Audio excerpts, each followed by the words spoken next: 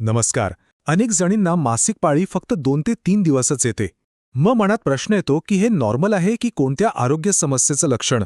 चला तर मग याबद्दलचे सगळे गैरसमज दूर करूया आणि यातलं सत्य काय आहे ते जाणून घेऊया. हा प्रश्न खरं तर अनेकांना पडतो आणि जर याचं उत्तर हो असेल तर ही माहिती नक्कीच खूप महत्त्वाची आहे. कारण आपलं शरीर आपल्याला सतत काहीतरी सांगण्याचा प्रयत्न करत असतं, नाही का? कमी दिवसांच्या पाळीबद्दल थेट बोलण्याआधी हे समजून घेणं गरजेचं आहे की सामान्य किंवा नॉर्मल मासिक पाळी म्हणजे नक्की काय, त्याचा कालावधी किती असायला हवा. तर बघा, महत्वाचा मुद्दा हा आहे की साधारणपणे 3 ते 7 दिवसांपर्यंत रक्तस्राव होणं हे वैद्यकीयदृष्ट्या एकदम सामान्य मानलं जातं. ही एक बऱ्यापैकी मोठी रेंज आहे आणि बहुतेक स्त्रिया याच कॅटेगरीमध्ये येतात. पण थांबा, लगेच घाबरून जायचं काही कारण नाही. जर पाळी फक्त 2 ते 3 दिवस येत असेल तर ते सुद्धा पूर्णपणे नॉर्मल असू शकतं.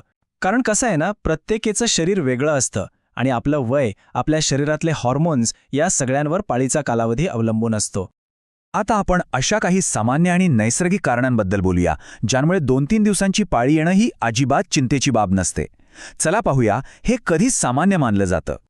समजा वय 18 ते 25च्या दरम्यान आहे, तर या वयात हार्मोन्स स्थिर होत असल्यामुळे असं होऊ शकतं. कधीकधी आपलं शरीर कमी रक्तस्राव करून रक्ताची हानी टाळण्यासाठी स्वतःला जुळवून घेतं. फ्लो कमी असला पण तो सातत्यपूर्ण असेल तरी ते नॉर्मल आहे. आणि हो, सगळ्यात महत्त्वाचं, जर गर्भनिरोधक गोळ्या घेत असाल तर रक्तस्राव कमी होणं हे तर अपेक्षितच आहे. ठीक आहे. आता नाण्याच्या दुसऱ्या बाजूचा विचार करूया. काही वेळा कमी दिवसांची पाळी येणं हे एखाद्या आरोग्य समस्येचं लक्षण असू शकतं. मग यात धोक्याचे संकेत नेमके कोणते आहेत ते पाहूया. आणि ही स्लाईड बघा, इथे फरक अगदी स्पष्ट दिसतोय. जर पाळीचा कालावधी नेहमीच कमी असेल तर काळजीचं कारण नाही. पण जर तो अचानक 5-6 दिवसांवरून 2-3 दिवसांवर आला असेल किंवा फ्लो इतका कमी झालाय की फक्त डाग लागतायत आणि त्यासोबत थकवा किंवा केस गळण्यासारखी लक्षणं दिसत असतील तर याकडे लक्ष द्यायलाच हवं. चला तर मग आता आपण याच्या मुळाशी जाऊया. कमी दिवसांच्या पाळीमागे नक्की कोणती 8 मुख्य कारणं असू शकतात हे आता आपण एक एक करून समजून घेऊया. पहिलं आणि सगळ्यात कॉमन कारण म्हणजे ताण. हो, स्ट्रेस. आपण जेव्हा जास्त विचार करतो, चिंता करतो किंवा भावनिक ताणतणावात असतो, तेव्हा आपल्या शरीरातला हॉर्मोनचं सगळं संतुलनच बिघडतं आणि त्याचा थेट परिणाम आपल्या पाळीच्या चक्रावर होतो. दुसरं कारण आहे थायरॉईडची समस्या. ही एक महत्वाची ग्रंथी आहे.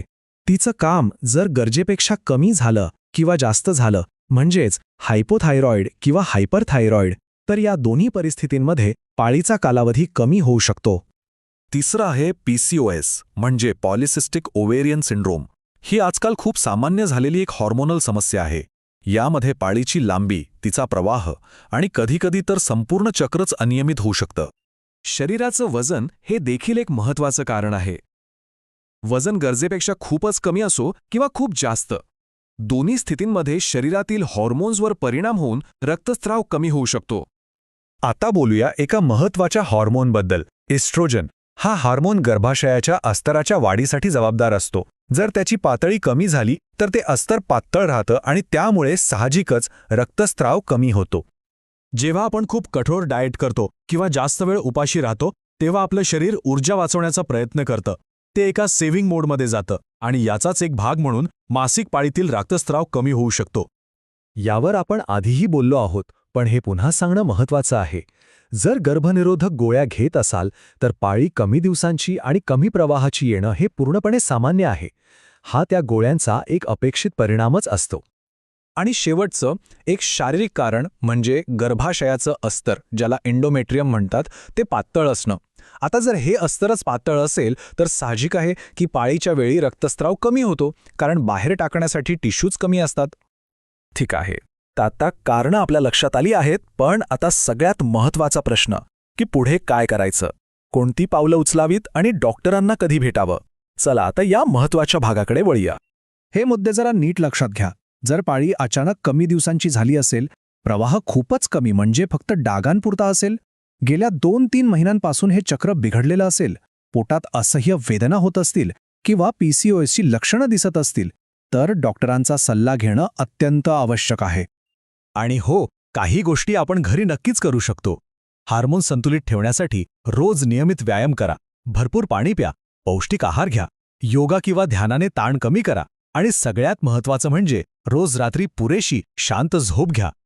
ह्या सवयी तुमच्या संपूर्ण आरोग्यासाठी खूप फायदेशीर आहेत. आणि शेवटी एक विचार करण्यासारखा प्रश्न. आपलं मासिक पाळीचं चक्र हे आपल्या आरोग्याचा आरसा आहे. ते आपल्याला अनेक गोष्टी सांगत असतं. त्यामुळे आपलं शरीर आपल्याला जे संकेत देत आहे त्याकडे लक्ष द्या, कारण स्वतःच्या आरोग्याची काळजी घेणं हीच आपली सर्वात मोठी जबाबदारी आहे.